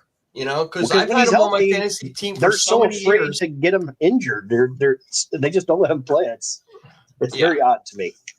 All right. So I'm trying to see why they got Julio at the top of the list. Look at his fielding statistics. Okay, they're not. His fielding statistics are not bad. He's on the list, but I wouldn't have him at number 1. No, well, I mean, youth is a factor. I'm assuming he plays great defense. What's his defensive WAR career? I got too many sticky notes on my screen. I can't now, see. Also, he has runs prevented and outs above average. He's at a 7 on both of them. So he's above average on that, which is good. Right. But he's not in the top 7 in that total. So is that, let me ask you this, that center field for 3 years, is all that in bold? Is that leading categories? Anything in bold italics, he led the league. Right. I mean the totals. Does everybody have totals in bold down below? Or is yes, they do. Yeah. Okay. I just thought it was like in 3 years he is leading in everything. Okay, as an average. Yeah, that's just the average. I mean, but in 2022 he had 6 errors. He led the league in errors. Last year he had 5 errors. Yeah. Which is really kind of bad for a center fielder. Sure, but then again, what type of errors were they? Was he diving for a ball? You know, because sometimes when you look at that, where you look at football is one where I wouldn't complain, but I would say if a quarterback throws to you and hits you in the hands and that ball gets tipped and it's an interception, that's on the receiver. I always thought a quarterback should have a stat for wide receiver, should have a stat for interceptions. They throw the ball to you, hit your hands, you don't catch it. That's on you, not on the quarterback. His D-WAR was 0.7 for 24. But this is where I took a look at StatCast and I went for nothing. It's positive, which is good. With fielding to add that into, and I looked at runs prevented by center fielders and outs above average for center fielders. So yeah, there were a lot of plays where Julio Rodriguez would try to make that play that that he could have held to a single or made the out, or tried to make the out and it turned into a triple and he got an error. And they just scored it really wrong. Exactly. That's kind of the thing that's the point I was trying to make. So I don't know how deep. Again, we're talking about everybody on this list is a good player. No, that's true. But is it top 10? No. No, Julio's top 10. Now I don't have my list in any particular order, but I'll tell you the ones that are on there. Okay, so Julio's on my list. Merrill's on my list. Michael Harris is on my list. Dalton Varsho is on my list. Garrett Mitchell is on my list, and Luis Roberts on my list. So the ones that aren't on my list are the ones that I said earlier: Buxton, Trout, Cruz. And who was the other one that I didn't have on that list? Marsh, right, not on the list. Who I added to the list was Brenton Doyle, who had 14 runs prevented and 16 outs above average. Pete Crow Armstrong, who had 13 runs prevented and 14 outs above average. Jaron Duran, who had the same numbers as Julio, and I also put in Corbin Carroll. Mm-hmm. And all of these players are decent, productive players when it comes to the bat too, where they're right around. Corbin turned it up a little bit towards the end of the season. He got right. Corbin didn't tear it up until the end of the season. But if you were to take out Trout, Marsh, Cruz, and Buxton, and add Doyle, Armstrong, Duran, and Carroll, I think would be a much stronger list. And I think we're looking at it from this upcoming season, because no one knows what's going to happen with any of these guys. Do you think, aside from what they mentioned is the ranking requirements, do you think they're incorporating, those once in a lifetime plays, like when Julio robbed Tatis of a home run? I don't think that they're doing that. Honestly, I don't know how they're doing. I don't know what their parameters are. Like, this much goes to offense, this much goes to defense. But when you're talking center fielder, you're talking somebody that is like the commander of the outfielder the outfield, right? He basically commands the outfield. There's been a lot of great defensive center fielders, like for the Phillies, Gary Maddox. It said 2/3 of the earth is covered in water, and Gary Maddox covers the other 1/3. Right. So it's like he's like the captain of the outfield, and that's the way it should be. You need somebody that's speedy, you need somebody that's fast, you need somebody that's going to catch the ball, somebody with a decent arm to get it back in. You got to take a look at it, at assists, how many double plays they put in there. So, I'm looking at center fielder. Yeah, okay. Everybody can hit the ball and this, that, and the other thing. But how good are you in center field, commanding that position? I'm going to go out on a limb, and this is a biased comment, but I don't care. Go right ahead. They did not include Judge in this top 10 for his oops in Game 5 of the World Series. Judge had no errors in the regular season last year. But that one error he did have was huge. Right. But the other thing is his runs prevented and outs above average were not good. He didn't take chances. Here's another thing too. A lot of people don't run on Judge. True. They'll hold those long. There's a lot of long singles against Judge, and I don't know how stats work in terms of that stuff. That's very advanced stuff. But you watch the game. If you're a fan of baseball, you watch the game. Judge gets that ball on one hop. There's not a lot of people testing him at second. No. They're just turning the corner and walking right back. Oh no, I agree. He's got a cannon. So that there's another. Where's that? I don't know how that equates to this, but you just know you're not going to run on him. There's certain people you're just not testing. Yeah, runs prevented and outs above average. Aaron Judge was a -5 and a -6. So he didn't prevent any runs. He gave up more runs probably because of not making those spectacular defensive plays. Yeah. That's what I'm looking at. Yeah, but anything that was hit to him that you think you can turn into a double, you're not going to turn into a double. Yeah. But he does make a lot of ground up without diving. So yeah. Well, he's 6'7". I would hope he'd make up some ground. That's what I meant. He's a giraffe out there. But these other guys are a lot smaller, and they're covering some ground and the spectacular plays. But I guess it's just we know he's out there. It's a little different. Mm-hmm. Maybe that they don't give enough credit to that hidden stat line, I guess. Okay, so from what I gather, we can all agree this list is again inaccurate. It's an opinion too. Keep in mind, because there's a lot of times when I watch a game and I say, "All right, I know the score was this, but did you watch the game?" Like football, that was all garbage time. Those were 2 TDs in garbage time. It was a blowout. So you really do have to watch the entire game or watch the body of work when you're watching a player that you enjoy watching, whether it's your home team or something on the highlight reels. But what does the chat think? Maybe do a top 3 for your guys' personal preference. Throw in your top 3, 1, 2, and 3. Yeah, in the chat. Go ahead. And then let's see what Enfuego can come up with. They don't have to be on that list.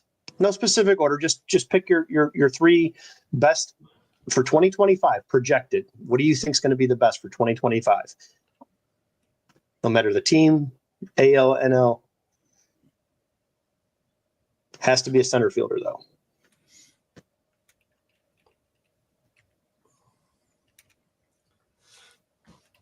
Actually, the best defensive center fielder was Jacob Young from the Nationals.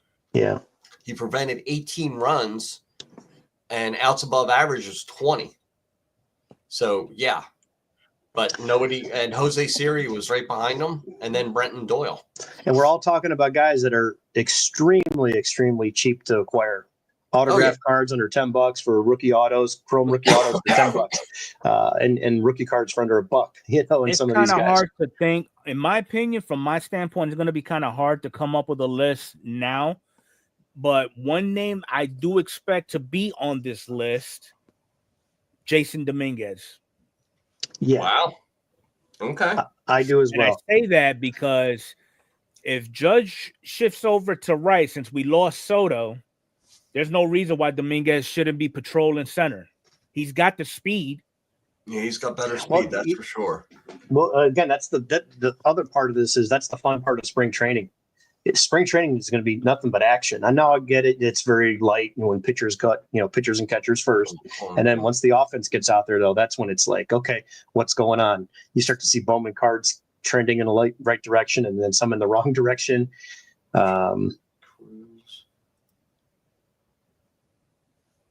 Nice. Yeah, I like these comments coming in. Yep. McCormick, okay. Little homer action there. I don't blame him. Yeah. He's not bad. I don't blame him. No. Where was McCormick in StatCast? Who got peanuts, Larkin? You talking about Soto? It was $800 million in the bag of peanuts. But I think this is the best time of year when it comes to collecting because I personally do a lot of my grading around this time. Right. Because there's those guys where you had, they didn't finish the last year any good. Then you're like, well, maybe they got some upside, but they're very, very cheap to acquire. Yeah. So I'm going to start collecting this guy and see what happens here. But Siri was traded to the Mets. Oh, I didn't know that. Was he really? Good for the Mets. I didn't know that. Yeah. LP, I think the team that takes the biggest leap that is already good, that scratched the playoffs with everybody hurt was the Braves.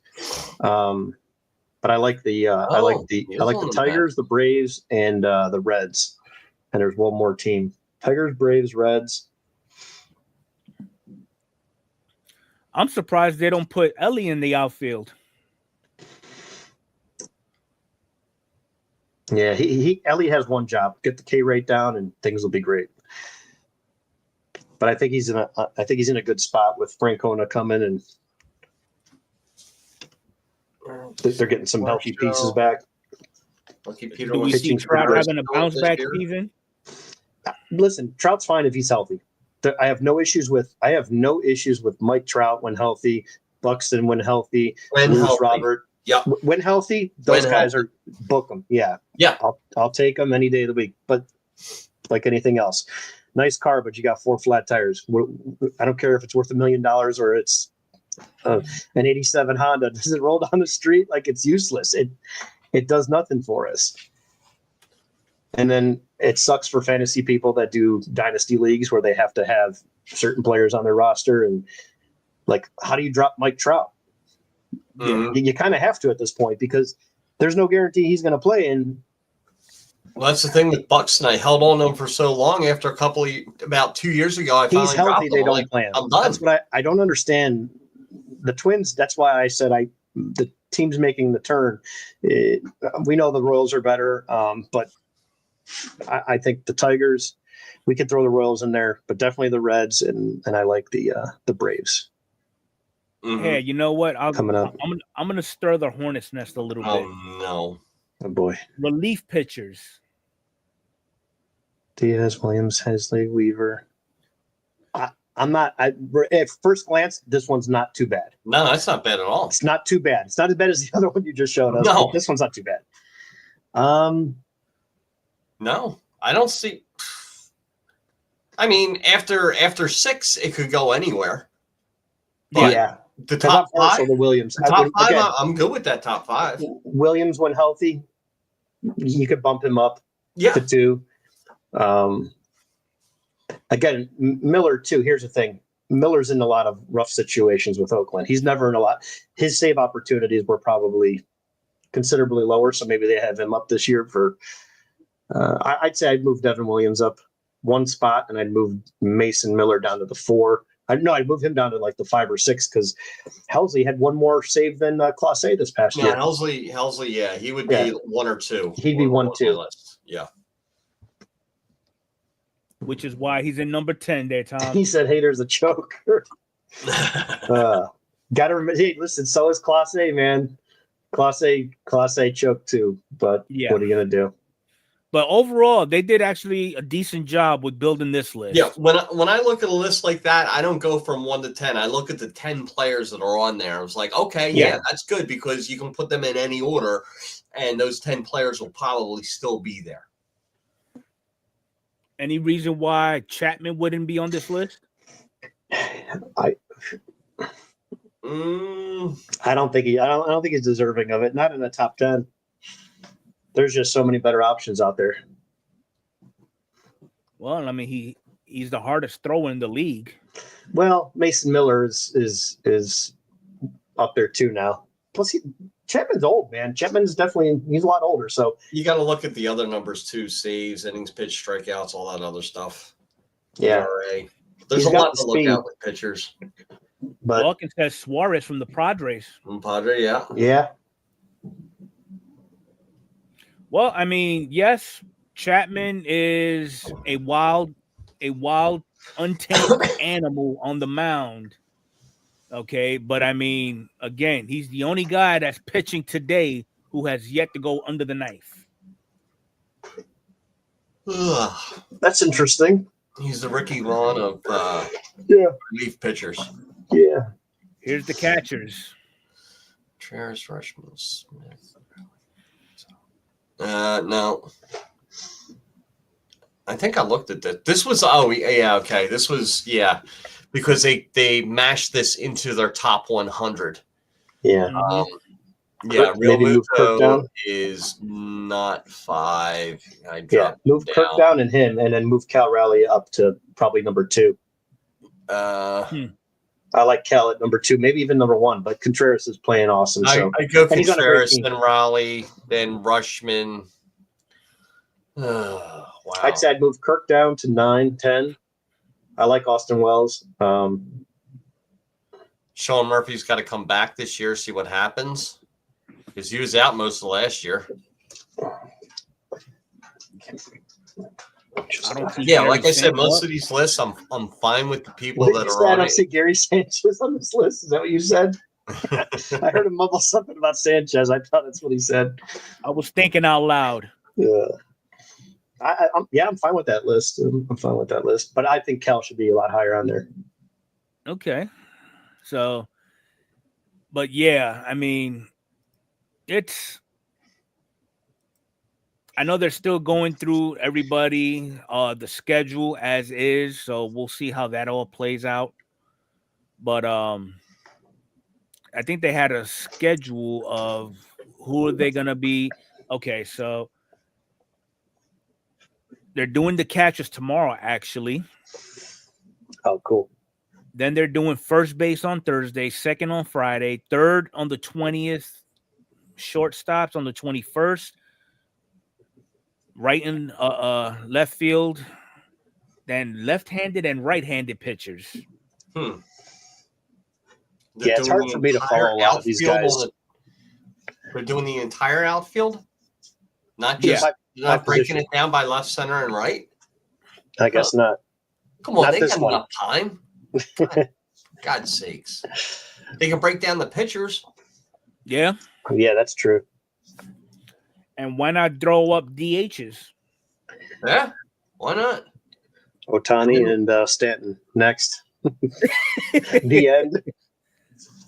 I mean, it's... Unless Judge goes to DH at some point. Yeah. And as of right now, of the Wow. 2020s. That's impressive.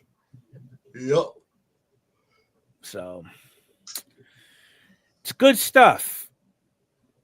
It is good stuff. But what we got in the chats? Moreno needs to be hired. Okay. Yeah, Gabby played really well last year's, not this 24, but the 23 postseason. Yeah. He hit 3 big home runs in each series to get him, push him over. I think he would have been my MVP had they come out with the win there.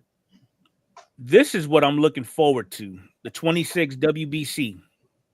Oh, it's in 26. Yeah, that'll be fun. Where's it? Where's the do they have like a schedule up and everything? No, nothing yet. I mean, yet? that game don't come. That series don't come out till 2026. But as I of just right figured, like, now, with the planning that they need, I figured they would have that ahead, kind of like the Olympics do. They already have their location. Yeah, it's not as big as the Olympics, but I think with something like this, maybe they have everything set up. It was a lot of fun last time watching that. It was a lot of fun.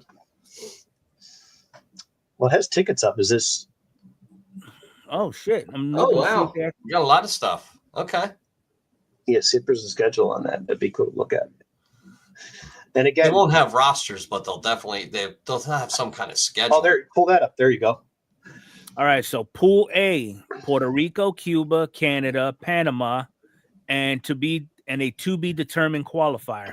Can you pull up that one right above you? That photo? Can that be enlarged? See if you can get that. Does it have dates? They don't have the dates yet. Okay, so that's just the pool. Italy, Great Britain. Oh wow. Well, it looks like I'll be going to Miami then to go watch the championship. That'd be fun. I'll tell you what, Pool B is kind of weak. Yeah, well, remember, a lot of people said they weren't going to be in it. Remember at the end of this past one, some people were saying that they were going to. I did see on Twitter, though, they gave a preview of what Team Dominican Republic would look like. Oh God, yeah. Oh my God. Meaning, if they were able to pick the players, and it's just like saying, well, it's just like saying, let's take some of these USA starters out and put some other ones in. It would be nuts. No, I mean, if I wish I had the damn list. Well, you could just know that you could name a handful of Dominican players, and oh yeah, it'll be destroyed. I mean, totally destroyed. That's why I was looking at even the year before. You know, it's like, man, the Dominicans got a hell of a team. This was 2 years ago or last year. And Enfuego goes, oh, don't count Puerto Rico out. And Dominicans went down. Yeah, that was sad. Not even gonna lie. Kind of strange. I'm trying to. There was a posting that showed that team though. Teams list. Let me see. That's the full schedule. That's the classic.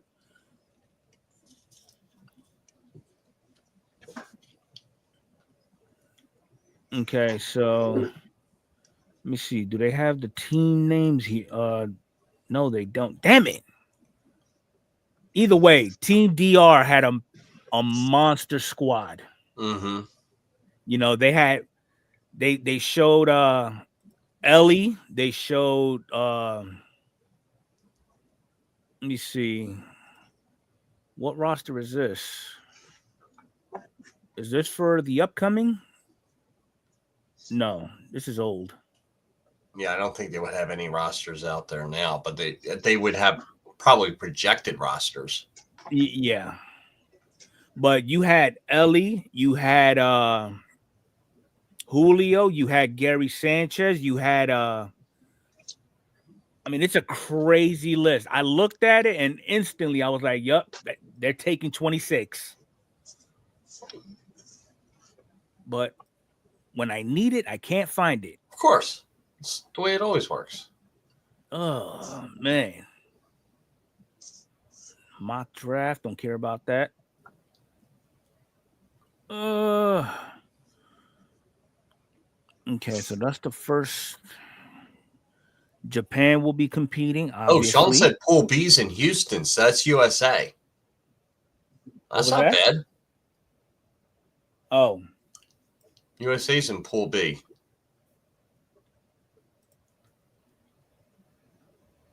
Houston, Texas. Okay. Pool A is in PR. Pool C is in Japan, and Pool D is in Florida. Oh. Enfuego. I'd be heading down to that and watching that. Has anyone in the chat ever been to one of these games? And what are the cost of tickets? I'm curious. I don't think it would be that bad. Well, let's find out. Tickets. All right, so you find the tickets real quick. China versus Germany. There we go. Yeah, let's see what China versus get something in Arizona. Okay, in Arizona. Let's see, one ticket. I'll go two because one ticket may be cheaper. So you want to do two? At least two. Well, you ain't going by yourself, are you? Okay. Find me tickets that are seated together. Neither do I. 69 apiece. Oh, but that's soccer. No, that's the World Baseball Classic. Okay. Yeah, just that's the field they're playing on.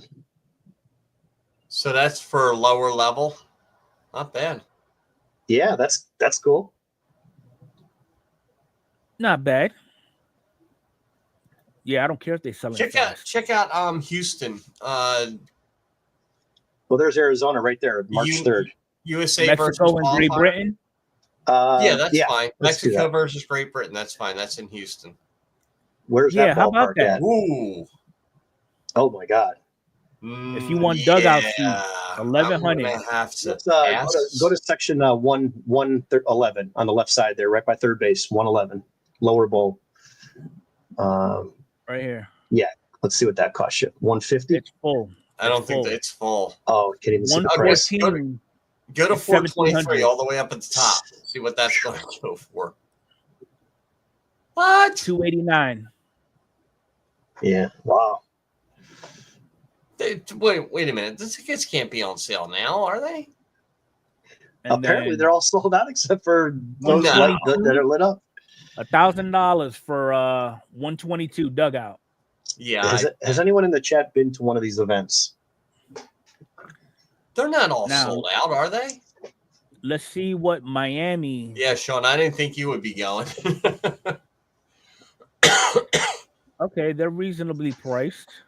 So row section 20, $1,100. That's reasonable. Hey, if you could afford it. I think he's going. I think he's already going. He's got tickets. No wonder why he only bought one ticket. He said, "You stay exactly." What about 309? It's 379. These got to be resellers. Yeah, I don't know what this site people is. People that already have like blocks or rows or something already to themselves that they're selling. But it's like, you know, how you go to MLB. MLB has their own site for each team, or MLB.com. Yeah, and you go into the ballpark app. What would this be? I wouldn't even know where to look. Well, yeah, there you go. SeatGeeks probably. SeatGeek, StubHub.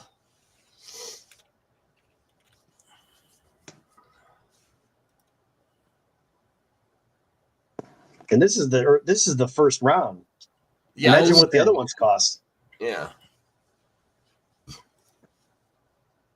All right, if I'm seeing 35 each, I'm good with that. There you go, Enfuego. It does come up when you have the drop down there. There you go. Yeah. Mark checking, starting at $15. Okay. There we go. All right, Sean, we're going to the game again. Perfect. We're back in. We got enough money for gas now. All right. That's not bad. He went in 2017. Oh, very cool. How was it? It had to be awesome. Yeah. Compared to a different, I mean, it really does. If you're a fan of baseball and you really don't know the players or anything like that, it's still baseball. Oh, yeah. If I'm on vacation, there's a stadium nearby. I'll go. Yeah, 5 years from now, it's like, oh, I saw that kid play in the World Baseball Championship. Yeah, even the minor leagues, they're fun to watch. Oh yeah, hey, I love going to a minor league game. $10 there, Jason. All right, book it, Sean. We can get a hot dog now we got $10 worth of credit. There you go. Let's see what else. Parking's going to cost you more than the tickets now. There you go. Hell, a hot dog costs more than a damn ticket.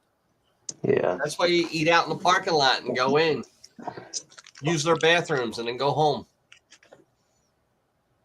Oh, Nice. wow. That's awesome. Oh, cool. Very cool experience there. That's great, Peter. Send Jim Leland a text. Tell him we need about 24 tickets. What's up, Orlando? Those early games, they're not even close to being sold out. No. I'm afraid to look at Ticketmaster, see if they have them. Don't go to Ticketmaster. Well, just what's I mean, StubHub is the official for MLB. Is it? At least that's what they want for Cleveland to do. You have to use them if you want to resell your tickets. Yeah. Otherwise, they can revoke them. So they always go StubHub. Let's go to StubHub. See what they have to offer. Yeah. I don't know if it's an all MLB thing, but it's definitely for Cleveland tickets. They want you to use them exclusively. Oh. Okay, so if y'all want to go to Houston, we are how many tickets? 2 tickets. And seated together. Okay. Not bad. Not bad, but not cheap. No, that's not cheap. 154 is not cheap? No, the ones on the lower bowl for like $650. Oh, well, yeah. No, 154 is not cheap. Well, 154 is usually like a regular game mid-level. Regular game mid-level, lower level you can get. Yeah, depending on the team. You want to get Indians, you get them for 75. You go to New York, that's the Indians, though. Well, you got more. I mean, even in Philly, I think you can get lower level tickets for $80. Okay, so it's about normal. All right, LA is different, obviously. Let's see what Miami LA is doing. Completely different. Well, was that in LA? No, that was Arizona. I'm sorry, that was in Texas. Yeah. Okay. So this is Miami. $850 for Section 10. 121 for way the hell out here. Yeah, and these are a lot smaller stadiums too, so I bet it's a lot more fun. Probably have a better view no matter where you're sitting. It's probably not a real bad seat in this place. Well, Lone Depot Park, if I'm not mistaken, that's where the Marlins play. Oh, it is? Yeah, they're playing in the regular parks. Okay, so that's Miami. But they're not playing at the gate at the game day and get them. They haven't even advertised Puerto Rico tickets yet. Yeah, that's not going to be an easy ticket to get. So is Lone Depot the only place? Because was it Delkin Park? Is that not the name of what's the? It's no. That's where Texas plays.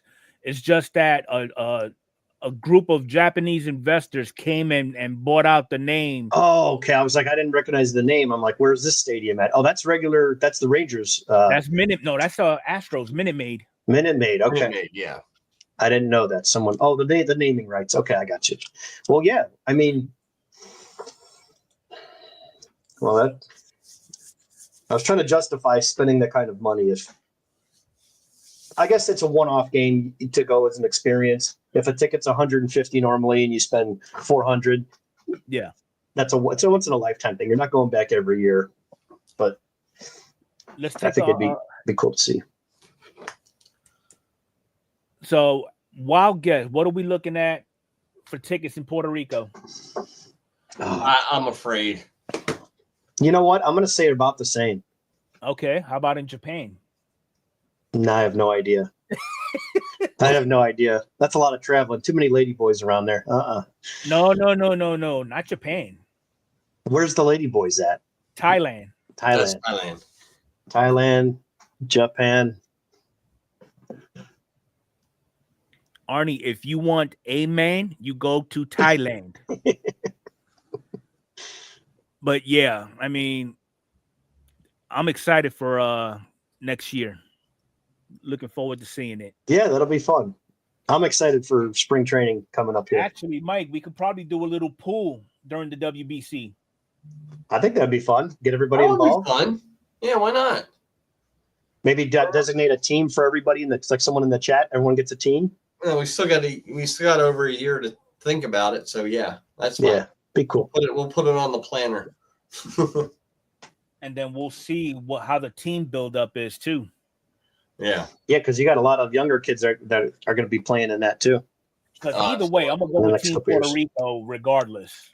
And if they get bumped, I'm still Hispanic. Goddamn it, we got DR, Venezuela. Oh yeah, you'll just flip flop. I'll be on the bandwagon. And I think Toronto, they got maybe 5 players, purebred Canadians. Well, they got the Naylor brothers, all 3 of them. Eduardo Julian, Julian, I think is however you say his last name. Yeah, he's Canadian. Freddie Freeman's Canadian, but he won't play in it.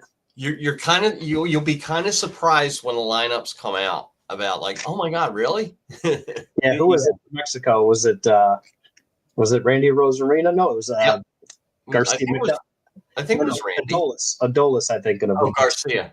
It was dirty how they did Stanton though. He's got Puerto Rican roots in his blood, but they wouldn't let him play for the team because the roots only start from his grandmother. Oh, so they're real strict about this stuff then, huh? Yeah. I guess that's good. I like the purist in that. I don't follow it that much, but I could support that, I guess. I guess everybody takes an ancestry or a 23andMe test. Yeah. So, but we'll see how it works out. But we are almost at the 2-hour mark. Yeah. And it was pretty exciting. A lot to talk about. Okay. Any last minute things going on your side of the house there, Arnie? No, just the usual Friday show. We'll see everybody Friday for a hangout and card shop show. But that's it. That's all I got right now. Nothing really new coming up. I'm excited for the spring training to get started here soon, and looking forward to Series 1. Definitely. What about you, Mike? I'm actually glad that they kept the price of Series 1 down to for hobbies where it's affordable for most people to purchase. Yeah, just leave it be. I like that. I like that. Well said. Leave it be. It's not crazy like Update was or anything. And they added the Barry Bonds chase. Yeah. Added the Barry Bonds chase. Yeah, that price is the same. Hard to complain right now. Yeah.